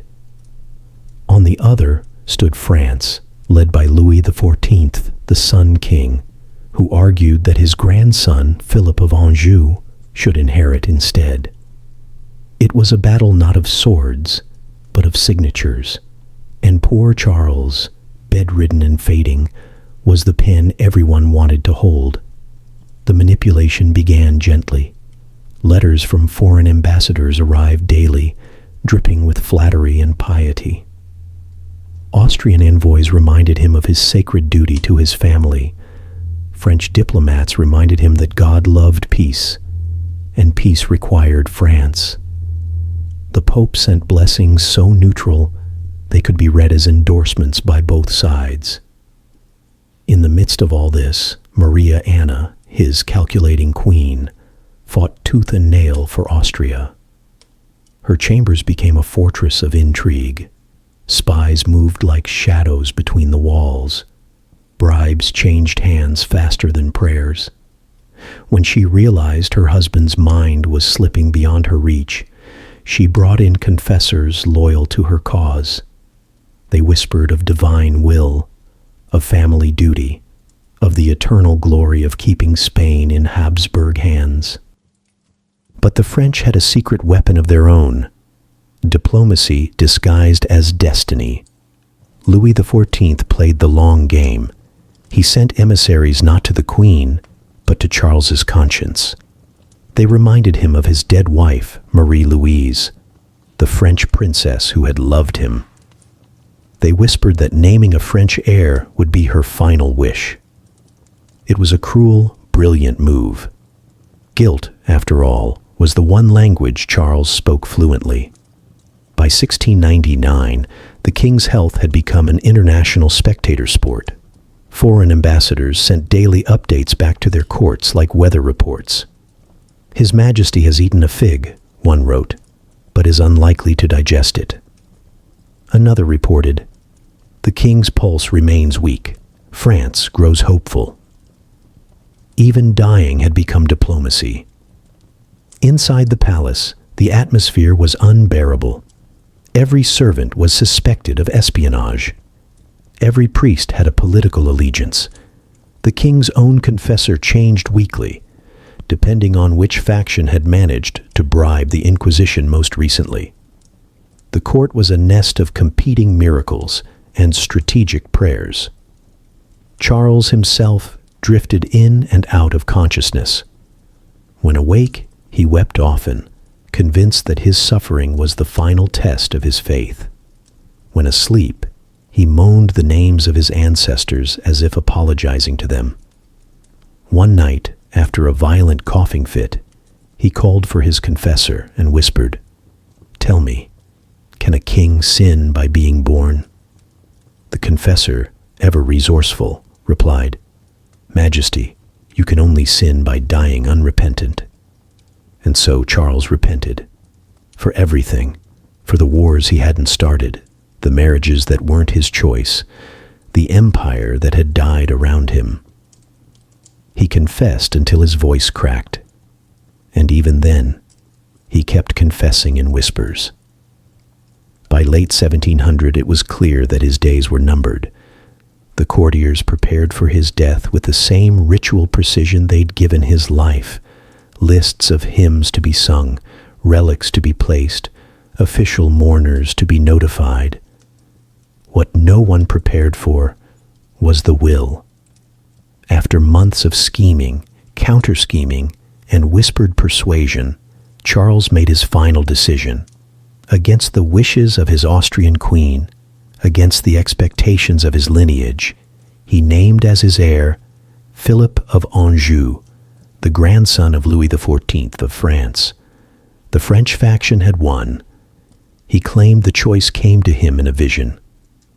"I have seen the Virgin," he reportedly said, "and she told me to leave my kingdom in the hands of the grandson of the most Christian king." Even his last act of state came wrapped in mysticism. When the document was brought to him, Charles was too weak to hold a quill. A servant steadied his hand. The ink dripped onto the page like blood, and with one trembling signature, centuries of Habsburg rule came to an end. One witness described the moment. He looked at the paper for a long while, as though reading the ghost of his ancestors in the ink. Then he nodded and signed. The will was sealed. The courtiers wept, and the world shifted. France rejoiced. Austria fumed. England prepared for war. The empire that had once stretched across oceans was now reduced to a diplomatic scandal with a pulse count. Days later, Charles lay dying. His body was swollen, his lips cracked. The priests gathered, murmuring prayers that sounded more like goodbyes. The air in his chamber was thick with incense and quiet panic. Outside, the city waited in uneasy silence, as though Spain itself were holding its breath. At the final moment, he looked to the crucifix above his bed and whispered, "Now I begin to die." It was the most decisive thing he'd ever said. When he exhaled for the last time, it wasn't just a life ending, it was an era. The empire that had once circled the globe now belonged to history. The crown of Spain passed not by blood, but by exhaustion. And in the archives of Europe, in ink faded by centuries, that decision remains. One man's shaking signature closing the book on 400 years of glory, greed, and God. One trembling hand signed away 4 centuries. When the king finally died on November 1st, 1700, the city fell silent, not with mourning, but with exhaustion. Madrid had been waiting for this moment for years, and when it came, the air itself seemed to sigh in relief. Bells tolled through the night, echoing through narrow streets and empty palaces. For the first time in a century, Spain had no Habsburg on the throne. The courtiers did what courtiers always do. They staged grief with precision. Black draperies were hung, masses were ordered, and official proclamations called the king's passing a holy release. Behind closed doors, however, the physicians were summoned for one last task. It was time to perform the royal autopsy. You can imagine their hesitation. For decades, they had treated Charles II with every superstition and potion known to man, and none of it had worked. Now they were being asked to open the evidence. The corpse of Spain's last Habsburg wasn't just a body, it was an indictment. The room chosen for the examination was cold, stone-walled, and thick with incense. A crucifix stood at the head of the table, as if to supervise the proceedings. The doctors, priests, and courtiers gathered in uneasy silence. No one wanted to be the first to look too curious. When they began, the first incision was met with gasps. Centuries of rumor had built expectation. Some said they'd find a demon curled inside him. Others a saint's relic. Others still, nothing at all. What they found instead was worse, because it was real. His body was a ruin. His organs, blackened, shriveled, and misshapen, told a story far older than the man himself.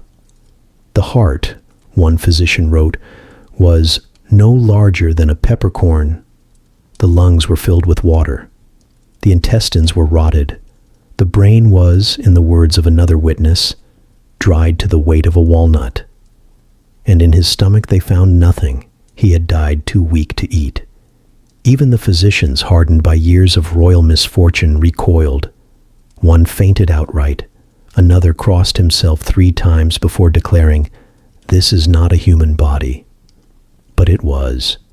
It was the most human thing imaginable, a body that had carried the sins, secrets, and superstitions of an entire empire. In that moment, Charles ceased to be a man and became a mirror. What they saw on the table wasn't just the wreckage of a life. It was the autopsy of Spain itself. The withered heart. That was the empire's faith, drained by centuries of fear and ceremony. The waterlogged lungs. The weight of a nation that had forgotten how to breathe. The rotted intestines. The corruption that had eaten it from the inside out. And that shrunken brain, small, dry, and overburdened, was the mind of a dynasty that had thought itself immortal. Each organ was a metaphor, dissected in real time. The Habsburgs had built their empire on divine certainty, on the belief that their bloodline was sacred, and there, on that table, lay the proof of what sacred blood really looked like after too many centuries of worship. The doctors, of course, wrote an official report. They were careful, too careful. The language was respectful, pious, sanitized. They noted his holy patience, his endurance of suffering, his body afflicted by divine mystery. No one dared write what they actually saw. To say the truth, that the Habsburgs had bred themselves into extinction, would have been heresy. And heresy, even in death, was dangerous business. So the report was buried, just like the king. Only fragments survived in letters and foreign accounts, each retelling a little more vivid than the last. By the time the story reached Paris, it was a Gothic legend. A king so cursed that his organs had turned to ash. A monarch whose body crumbled like the empire he ruled.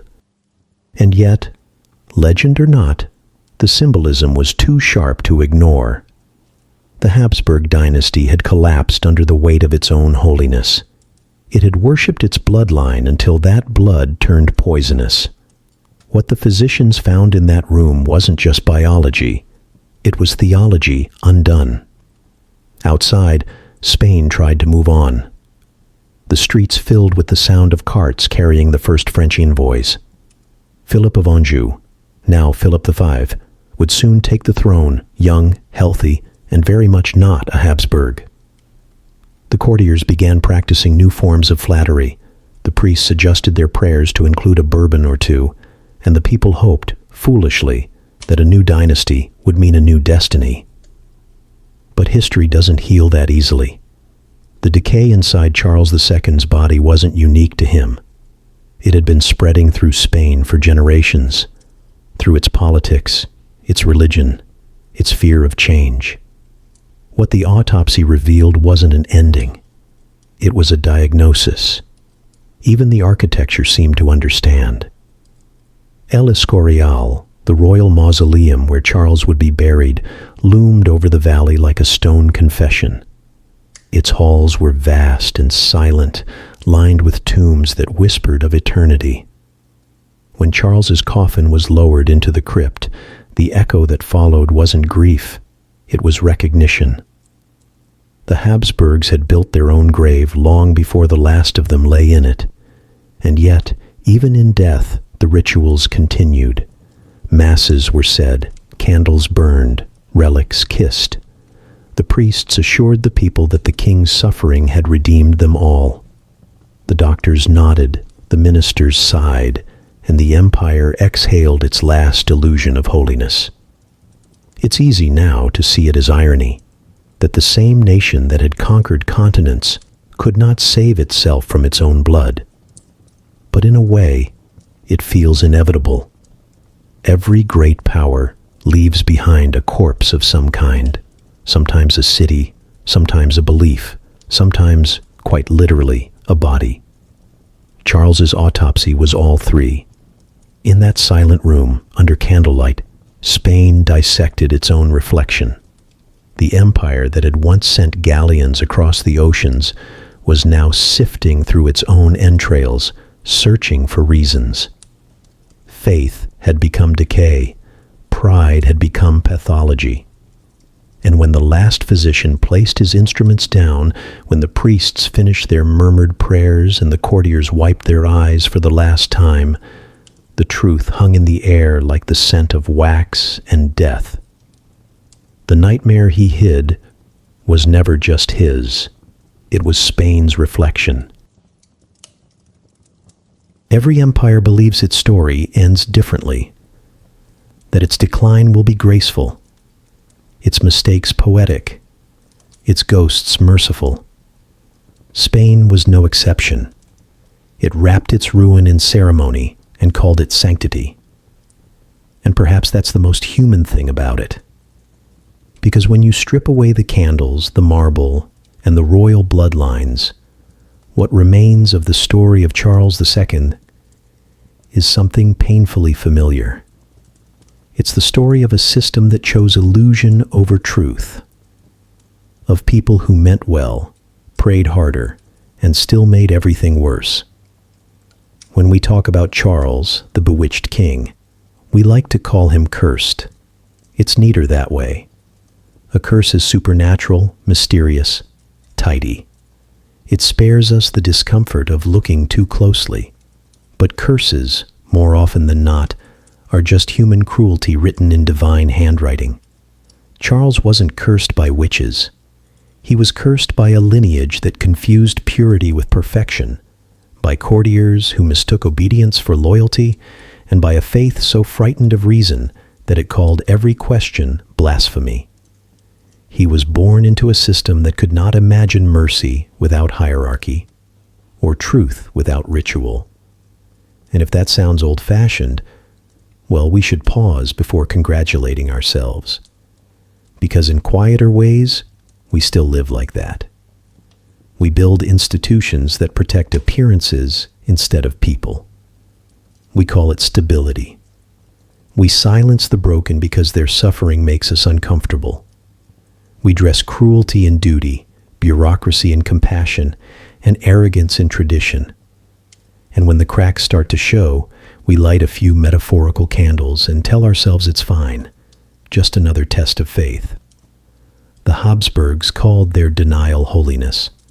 We tend to call ours progress. The vocabulary changes, the blindness doesn't. Charles's world may seem impossibly distant. Monks chanting over a trembling king, doctors prescribing relics, priests diagnosing sin. But at its heart, it's the same story that repeats itself wherever power fears vulnerability. The moment we start protecting the system instead of the soul, we begin writing our own slow elegy. And perhaps that's why his story lingers, not because it's grotesque, but because it's familiar. Who among us hasn't at some point mistaken endurance for virtue, or watched something fall apart and called it destiny, just to avoid the shame of admitting it was our fault? Charles II's tragedy wasn't that he was different. It's that everyone around him refused to see his difference as human. They saw only symbols, a king, a relic, a warning, a curse. No one saw the man inside the myth, the frightened boy beneath the crown, gasping for air in a room filled with prayer and politics. And that blindness, that refusal to see, is a curse we still inherit. We inherit it every time a society mistakes suffering for sanctity, or when compassion becomes conditional. Every time we tell ourselves that systems matter more than souls, that tradition is justification enough, that mercy can wait its turn. The courtiers of Madrid were not monsters. Most of them believed they were doing God's work. That's what makes it tragic. They loved their king, but their love was filtered through fear. They prayed for him, but never listened to him. They kept him alive, but never allowed him to live. And how many Charleses have we created since? People crushed beneath the expectations of those who claim to love them? Entire nations choking on the incense of their own ideals? It's tempting to think history punishes arrogance, but more often, it just repeats it. The faces change, the altars modernize, the prayers turn into policies, but the rhythm remains, a world terrified of imperfection, mistaking control for care. Charles II's body may have been buried centuries ago, but his story keeps breathing in ours. We see it in governments that protect their reputations over their citizens, in institutions that preserve their own decay with the language of duty, in the quiet spaces where power fears truth and truth learns to whisper. It's strange, isn't it? The same species that builds cathedrals to eternity also builds cages for the living. The same hands that can create beauty can also sanctify cruelty. We are perhaps the only creatures capable of convincing ourselves that we hurt out of love. When we remember Charles, we shouldn't see a monster or a relic. We should see the reflection he offers, a fragile, tragic proof that denial, given enough time, becomes destiny. His story is not just Spain's, it's civilization's favorite parable.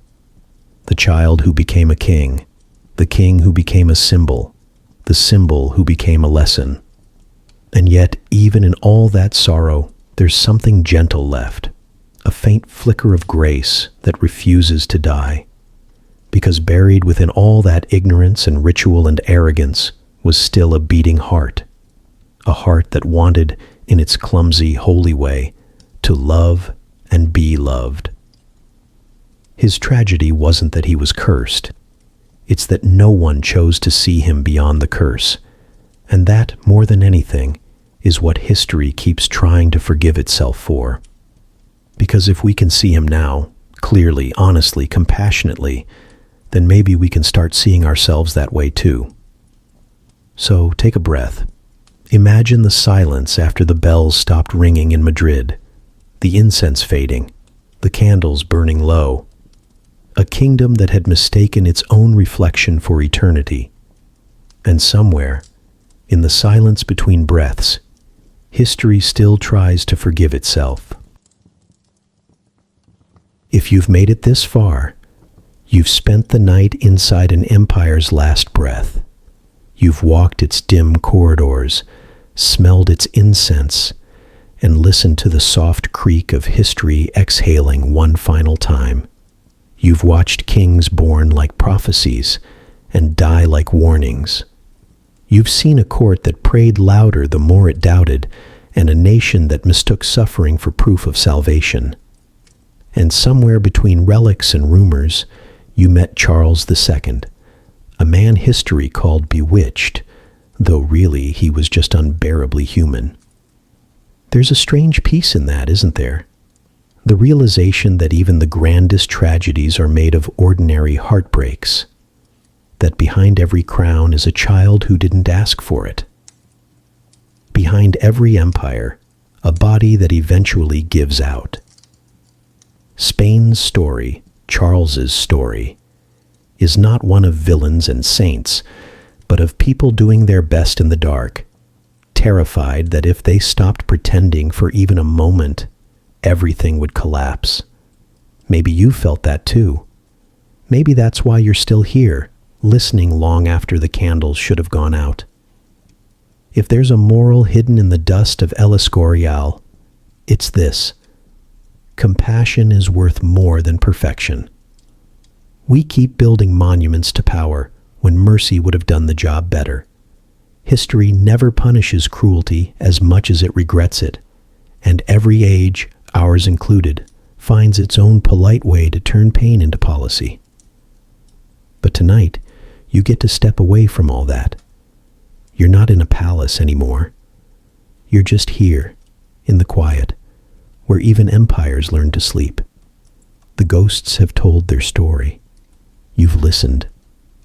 And that somehow feels like redemption enough. So rest easy wherever you are. The world outside can wait. Subscribe, if only to keep the ghosts talking and to remind the past that someone's still listening. Good night from Madrid, 1700, where the king finally slept and the empire never woke again. And thank you, truly, for being here, for caring about the forgotten, and for helping me keep history alive, one restless story at a time. Because every listen, every subscription is a little act of rebellion against forgetting.